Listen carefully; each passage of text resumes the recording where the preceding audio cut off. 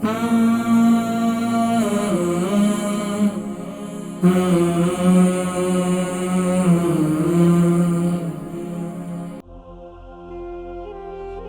थे, इनको भी शुगर है, बता रहे हैं कि मेथी दाना कैसे इस्तेमाल करना है, शुगर भी है, शोल्डर पेन भी है, तो इस्तेमाल कैसे करें। अस्सलाम वालेकुम। वालेकुम अस्सलाम। कैसे? ठीक है मौलाना साहब? अल्हम्दुलिल्लाह, आप सुनाए खैरियत से हैं? कौन मेरी बहन, कहाँ से? अल्हम्दुलिल्लाह ठीक है। मेरे को ये पूछना था कि मेरे को डायबिटीज है।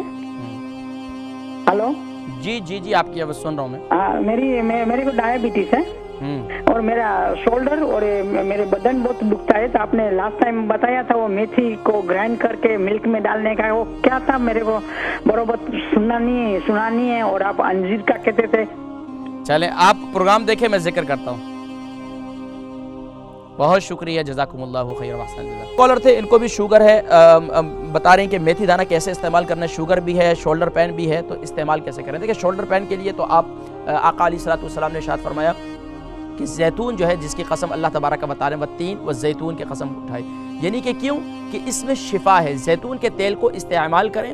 और इसी तरीके से हमारे जो 108 साल जिन हकीम साहब की उम्र है, हमारे उस्ताद, वो आज तक जैतून का तेल अपने बालों में भी इस्तेमाल करते हैं, अपनी बॉडी पर भी इस्तेमाल करते हैं। आप उनकी स्किन हम देखें ना तो खुशी होती है कि 108 साल में भी उनकी स्किन जो है वो ढली भी नहीं है, माशाल्लाह। तो क्या है कि ये जो है बहुत ज़बरदस्त चीज़ है, यकीन जानिए। जैतून का तेल उससे मसाज करें और ये नियत करके कि आका अलैहिस्सलातु वस्सलाम ने, हमारे नबी ने इरशाद फरमाया कि इसमें शिफा है, तो आप जो है इसको इस्तेमाल करें, इस शोल्डर मसाज करें, तो इंशाल्लाह इससे शिफा हो जाएगी इंशाल्लाह।